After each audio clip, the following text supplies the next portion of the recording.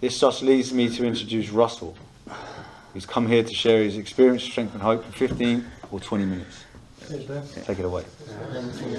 My name's Russell Benedict. Hi, Russ. Huh? Is that switched on? I don't know. It's on. We're live. We're live and direct. We're live to New York. We're live all over the world. On air. Yeah. I just got really nervous just before I was going to do it and do the share, and I sort of knew since. Where's Tim? Thursday was it?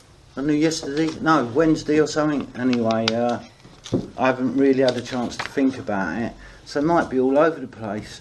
No. But yeah. But I can only give my experience, and my experience is probably different in some ways to a lot of people's experience in the fellowship, but it's just my experience, and I can only express my opinions on stuff. But so my using was probably very similar to everyone's here, you know, in maybe not in the stuff I did or the way I got my money or whatever, but the shit that goes with that, if you like, I'm sure everyone's experienced. You know, doing stuff that you wouldn't normally do. You know, before I used, my family life, if you like, was quite, you know, I was a council estate kid, if you like, but we lived all right, you know. I always felt a little bit out of sorts. Someone was saying the other week that they had like different outfits for different, and I was exactly the same as that. You know, my mum, I had a postman's suit that my mum had made into like a mod suit, so I could go to mod parties. I had the fucking tartan trousers, the bondage trousers, all that sort of stuff, and I was going to punk parties, you know, but very young. I always liked older people, you know, hanging about with older people because I thought I was missing something, but I was normally the person at a party that would be unconscious in the bath and Bod's pissing on them and stuff like that, you know. That was just like, that was me. I'd get there really early because I was so excited to be at a party, and because my dad was very strict, so it was like I'd always have to leave parties earlier than everyone else, you know. I had to be home at a certain time and stuff like that. It was very, very strict with me. Went to a really strict secondary school. It was like a naval academy, you know, and so discipline was all around me, if you like. And I always felt a bit out of sorts, I think. You know, when I was at junior school, I was just a very hyperactive kid, but quite bright. Then went to secondary school. And I've said it loads of times, my first day in the playground, you've got all these bods and they're like, we're all in full military uniform with briefcases and da-da-da, and they're going, my dad's a judge and my dad's a surgeon, what does your father do? And my dad robbed security corps vans, that's what he did, you know, and so I was sort of out of sorts very early on. The first drug, if you like, or the first time I ever got a bit out of it, I was with my dad, and he ran a few shops, and one of them was in the East Lane in South London, and on a Sunday after the market and that was finished, he'd go and have a drink, and I went with him and got drunk on Light Owl, and it was great. I loved it. I was like out of my canister, and my very first experience, if you like, of being out of it, I got him to drop me at a friend's house. I was only young, I don't know how old I was, maybe 14, 15. And my friend's cousin and his sister dressed me up. I was out of it, dressed me up as a girl, marched me into the estate and pushed me over a fence and left me. I thought it was really funny. Do you know what I mean? Thank God they didn't have mobile phones then, you know. But yeah, that was my sort of first experience getting out of it. From there, my progression was very, very rapid. You know, started glue sniffing, got very ill very quickly from that. Speed, very ill very quickly, and just kept moving until just before I was 16, I was using heroin intravenously. And I'd run away from home at 15, and lived that life, if you like, of you know, none of it. I might have had the odd glamorous day where I might have earned a few £100, but I was just never that bod that had a few grand in his back pocket, you know. And very often there were bods around our area, because it was the 80s. Everyone by now is on the gear, you know. It was just the way it was. And everyone who was doing well would go to this wine bar that was run by a bent cop, and it was called the Stoned Crow. And if you was anyone and you was doing well, you was down there. You know, and most of the time I'd be down there with a fiver in my back pocket, just hanging about with a bottle of fucking what? Well, you used to put the lemon in it. What's it called? Soul or something. Yeah, you know, like bobbing my head, trying to look cool. So, do you know what I mean? But the reality was, I was struggling to keep, you know, a £25 a day habit together. You know, running around the street sort of thing. And the usual stuff happens, you know, in and out of prison. For the next sort of 10 years, it was. I'd say I really enjoyed the gear very early on. For about 4 months I thought I'd found God, you know, I really did. And in our little set, we were that young, you couldn't really get gear then. It was quite hard to get, but we sort of promoted it, you know, to everyone. This is fucking great, because that's how it felt. It really did. It just ticked everything for me. But that was very short-lived. And some people have years of using, and it's great, and it's my truth is, it weren't, you know, it really weren't. I wanted to stop very quickly and just couldn't. I just couldn't stop. Didn't know about meetings, didn't know about. So anyway, I've landed in a mental home, a detox unit, like the old school mental home detox units. And these bods came in. It weren't CA. I don't think it was CA then. You know, it was NA. And it was like my first thing of a 12-step fellowship. Anyway, I got chucked out of there for having sex with someone in there. And because that's what they did then. You know, if you had a relationship in the treatment centre, they can kick you out, you know. But I came out and I started going to a couple of meetings in Chelsea, and it was like a different world to me. You know, all these people were clean, they were all posh, you know. So then what I embarked on was shoplifting all day to go to meetings at the night so that I could be part of the Chelsea set, you know. And after the meeting I'd go, where are you going, to the Bun, or to the, you know, there was a place called the Chelsea Bun where everyone used to go, and all that sort of stuff. Hooked up with a woman whose dad at the time was very famous Conservative.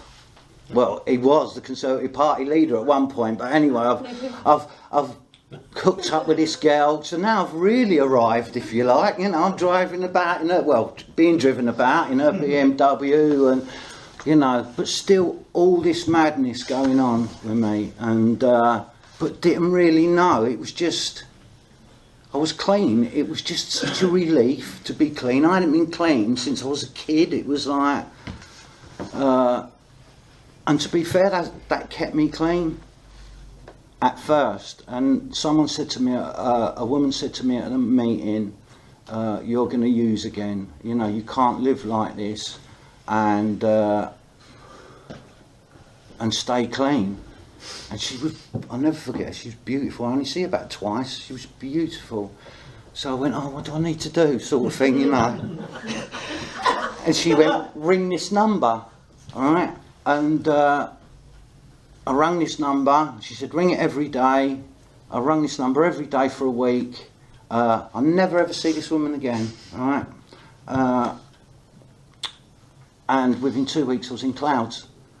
And it was like, fucking hell, what is this? And when I went in, I don't know if it was the place or it was the first time that I ever thought that I could do this. It just made me feel comfortable there. I don't know what it was. It was like, you know, I really felt that I could do this. Anyway, done that treatment centre,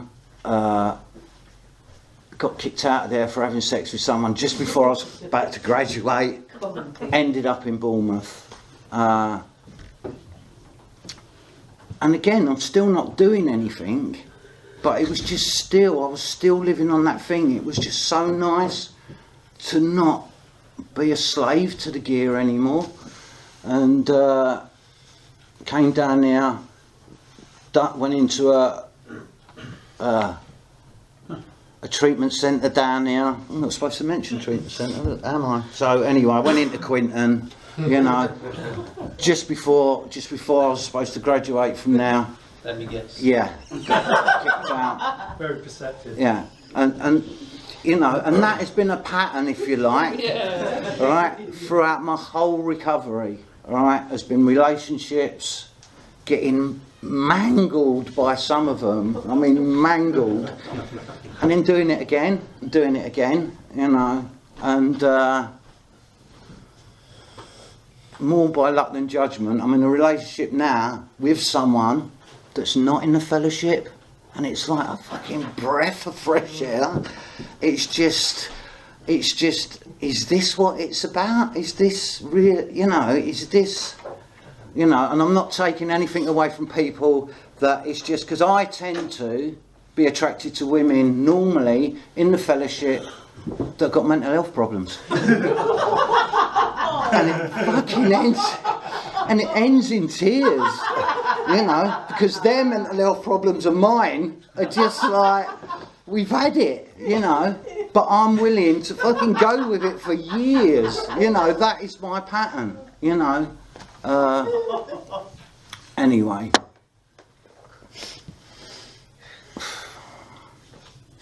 So yeah, I stayed clean. Came down here, stayed clean. There was no CA about when I first got clean. I went to a fellowship where you wore your sickness as a badge of pride. It was like people would go, "You're fucking sick," and you go, "Yes, are you?" You know, it was a bit like that. There was like 20, 30 lads, and it was all, you know, it was meetings were about picking each other up and da-da-da, and it was like a social club and blah-de-blah. But somehow, a lot of us at that time stayed clean. You know, I played a lot of football for the fellowship, you know, and again, it was just that involvement, and for a long time I was just so relieved to be away from it. I went to a lot of meetings, played a lot of football. My whole life and existence was centred around people in the fellowship. You know, my partners, I worked for someone who was in the fellowship, and it kept me clean, you know. No programme, no sponsor. And what happened for me was after, I always said I was going to have a drink at 5 years because I just couldn't look at the rest of my life. It just seemed too much. And I was never a drinker as a kid. It was always drugs mainly, you know. At 5 years, my life didn't, if you like, involve that. So I didn't. I said at 10 years I'll do it. And I did that for years. But during the time, from like 5 years, started pulling away a little bit. 10 years, it's like, oh, I've got kids now, house now, work's going well, started pulling away a little bit more. And then the last 5 years of my clean time, if you like, I didn't do anything, you know, I just didn't do anything. And I ended up turning up at a meeting. My marriage was not, you know, I was going barking mad. My marriage was absolutely falling apart. My life was falling apart. I ended up turning up at a CA meeting, and because there was CA then. And if I'm honest, the only reason I'd gone back to a meeting was because my wife had gone back to meetings, you know. And someone come up to me at that meeting and went, "Are you all right, mate?" And I went, yeah, I'm all right. He went, "Is this your I must have looked fucked, you know. He went, "Is this your first meeting?" And I went, no, I'm 15 years clean. I went, fucking hell.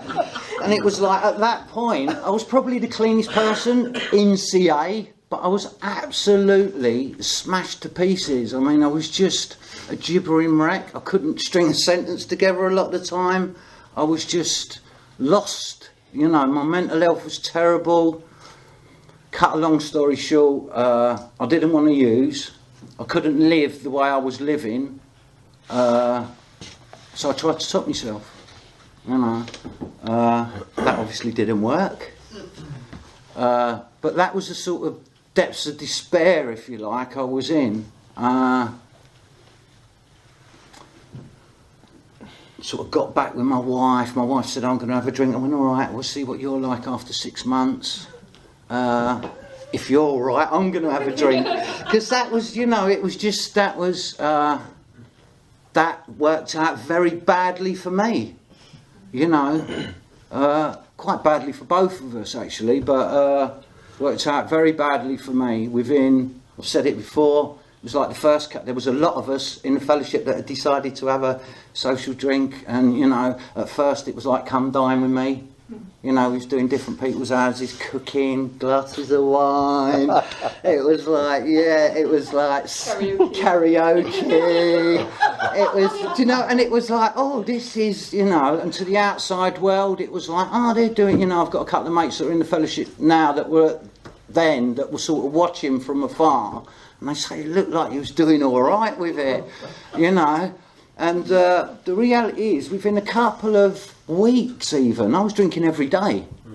You know, I was just drinking every day, and it was all lies already. You know, my wife was like, you stink of beer all the time. So then I just started drinking vodka. You know, and I'd wait until everyone, and it was quite manageable. I'd wait till everyone was abed, and then go down to my shed, because I had my own man shed, because I had like big house and everything, you know. And drink vodka all night, you know, and just fucking go to work the next day, do the same thing.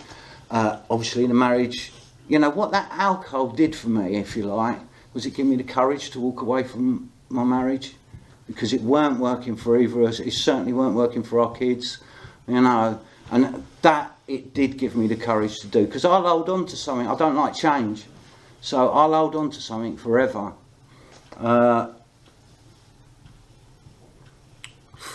So we split up.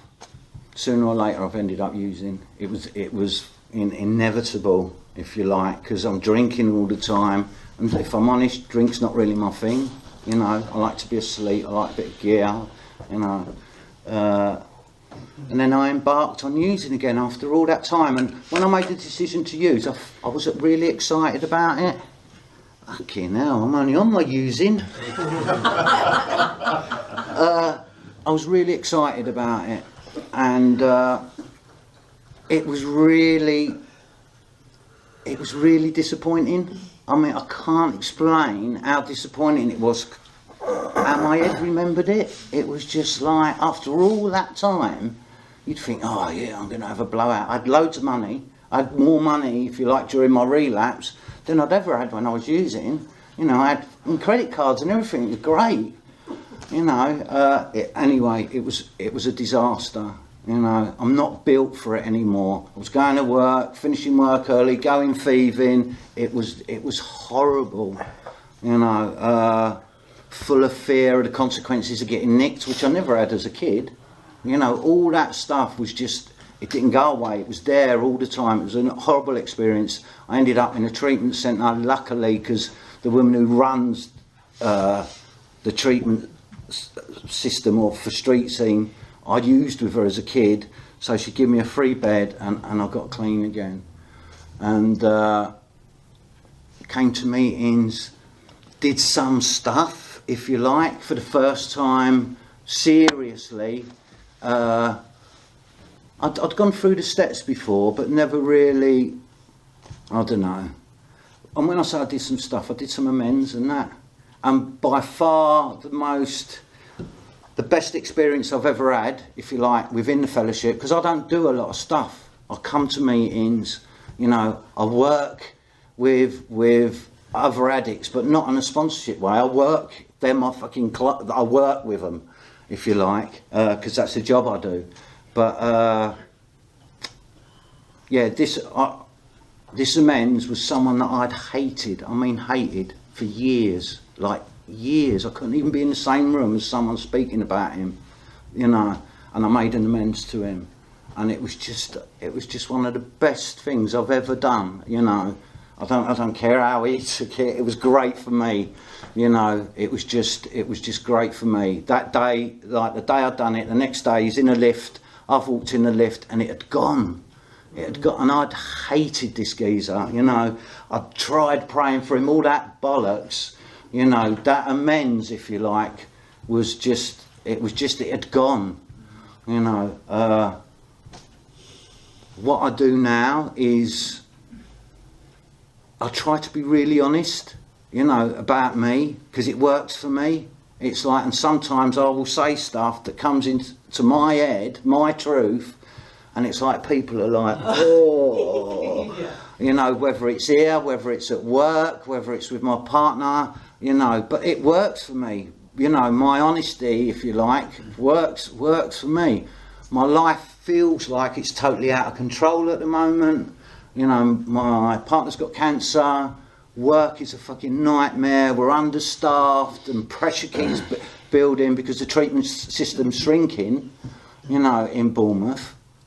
Well, all over the country, everything's shrinking. Services are shrinking, if you like, public services. But, so that's really getting me down, you know, it's just like everything. But I'm all right in it to a certain extent. You know, my life is, I've had a little reminder, it's 5 years ago now, I relapsed, but that reminder of what it was like, will hold with me, you know. I will never have that thing again as, well, maybe I could have a little drink, because I did that, you know. I've tended to do my recovery on everything that you're not supposed to do, and I've had to learn the hard way, you know, and so, you know, people will go, don't thieve, don't do this, don't do that. I've done that, if you like, don't act out. You know, last year or so ago, you know, I joined all these sites and was going to mad sex parties, and it was a great experience at first, but like anything, you start getting into it, you know, and it's like, and what I started to realise is that the people there are just like us, but it's sex, not drugs. Do you know what I mean? And it really is like that, and it's quite sad, and it's quite... But I didn't pull myself... I'd like to say I pulled myself out of it, but I just didn't. I met a younger woman that I fell mad... That ended really badly, because she was in the fellowship, you know. But, yeah. You know, my life is so much better just from coming to meetings and not using than it was using. You know, it's like, my dad died just before Christmas, and it's like, he had a good life, it didn't really touch the sides with me, do you know what I mean? But what's come out of that is my relationship with my mum is just brilliant, and I'm able to be there and stuff like that for her now, which is really nice. I'm able to be there for my partner, and you know, I can't lie, it's been hard the last week or so, because I'm just starting to think about me in it, starting to feel a bit sorry for me, you know, whereas at the first sort of session of the chemo, it was like, yeah, you know, and all that, but now it's like, fucking hell, this is hard work. You know, and it is. It just is. That's the way it is, I suppose. But we get through it. I'm not going to sit here and say, when I do this stuff, my life's better, because it's very rarely that I do this stuff. You know, and I find, it's my opinion, that a lot of people, when they're saying, when I do this stuff, they're not doing it either. But they don't want to say they're not doing it, because they'd be lying. Do you know what I mean? And they don't want to say they're doing it all the time, because people know that they're not doing it all the time. So they're sort of stuck. So it's like, yeah, I don't do a lot of step work. I don't do a lot of, you know, that sort of stuff. I share with my close pals, and, you know, I use my sponsoring in the way that I will tell him what's going on with me, you know. It's very rarely I'll ask his advice because I'm going to do what I'm going to do anyway, you know. And I've learned, if you like, through my recovery, that to stop doing things because they become too painful. You know, when you're clean, I hope that you sort of, well, I seem to have got better than I was despite myself. And I'll leave it there. I don't know if that was right. Thank you, Ross.